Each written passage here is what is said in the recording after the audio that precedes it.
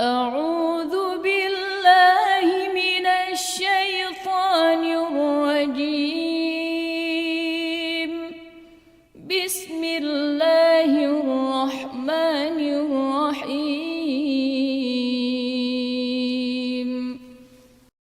Assalamualaikum warahmatullahi wabarakatuh. Selamat datang di channel YouTube M Zeni Dewa Janti Official. Kali ini kita akan menceritakan suatu kisah pemuda soleh dan kalung mutiara yang mungkin akan sangat menginspirasi kehidupan kita semua. Seringkali kita mendengar tentang pentingnya bersikap sabar dan jujur. Namun, tidak sedikit dari kita masih kesulitan dalam melaksanakannya. Nah, dalam kisah kali ini, kita akan menyimak sebuah hikmah dari sikap sabar dan jujur ini. Bagaimana kisahnya? Yuk kita simak bersama-sama. Bismillahirrohmanirrohim.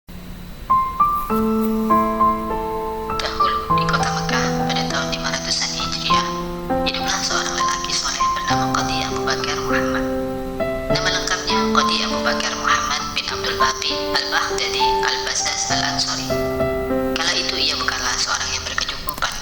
Hidupnya seringkali kekurangan. Meskipun demikian, Qadhi Abu Bakar dikenal sebagai sosok yang jujur, amanah, dan gemar berbuat baik kepada sesama. Suatu hari, Qadhi Abu Bakar sedang berjalan-jalan di tengah kota. Hari itu, ia sedang ditimpa kelaparan yang sangat. Ia sedang berusaha mencari sesuatu untuk mengatasi laparnya. Tiba-tiba, ia melihat sebuah kantong sutra yang tergeletak di tanah. Ia kemudian mengambil dan membawanya pulang. Sesampainya di rumah, Qadhi Abu Bakar membuka kantong sutra tersebut. Alangkah terkejutnya Qadhi Abu Bakar saat membuka kantong tersebut. Isinya bukan sembarang benda, melainkan sebuah kalung permata mahal yang memancarkan kemilau yang menawan. Qadhi Abu Bakar segera menyadari bahwa kalung itu pasti sedang dicari oleh pemiliknya. Pemiliknya pasti sangat merindukan kalung ini, pikir Qadhi Abu Bakar. Ia pun kemudian berkeinginan untuk mencari pemiliknya dan mengembalikan kalung tersebut. Lalu ia segera keluar rumah untuk mencari pemiliknya. Qadhi Abu Bakar berkeliling kota sambil bertanya kepada orang-orang apakah mereka melihat seseorang yang kehilangan kalung permata. Tidak lama kemudian, dia bertemu dengan seorang bapak tua yang sedang mencari-cari sesuatu. Wahai penduduk Makkah, kalau lelaki itu, apakah kalian melihat kantong sutra milikku? Aku tak sengaja menjatuhkannya. Siapa yang menemukannya dan bersedia mengembalikannya, akan kuberikan 500 dinar sebagai tanda terima kasih. Setelah memastikan bahwa lelaki tua itu memang pemilik kalung tersebut, Qadhi Abu Bakar segera mengembalikannya kepada lelaki tua tersebut. Lelaki tua itu sangat senang dan berterima kasih kepada Qadhi Abu Bakar. Terima kasih anak muda. Aku akan memberi hadiah uang 500 dinar kepadamu sebagai balasan atas kejujuranmu, kata lelaki tua itu. Namun Qadhi Abu Bakar menolak uang tersebut, meskipun sebenarnya pada saat itu ia sangat membutuhkan uang untuk meredakan laparnya. Terima kasih Tuan, uang itu lebih baik Tuan simpan saja.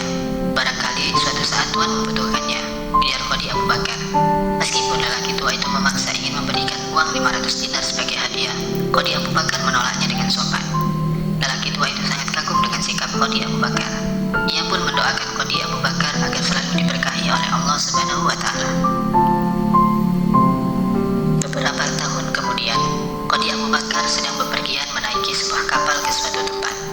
Namun, di tengah perjalanan, kapal yang ia tumpangi dihantam ombak besar hingga terbalik. Qadhi Abu Bakar berhasil selamat dengan berpegangan pada papan pecahan perahu sehingga bisa terapung. Ia pun kemudian terdampar di sebuah pulau yang asing baginya.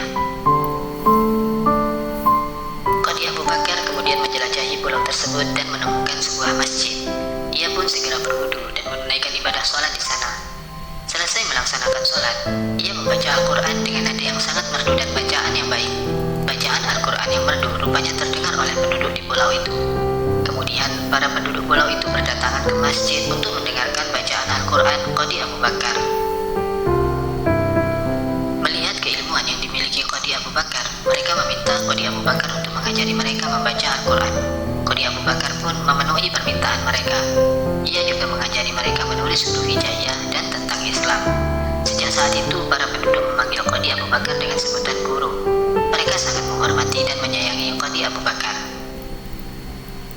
Suatu hari, ketika Qadhi Abu Bakar selesai mengajar, salah seorang penduduk mendatangi Qadhi Abu Bakar.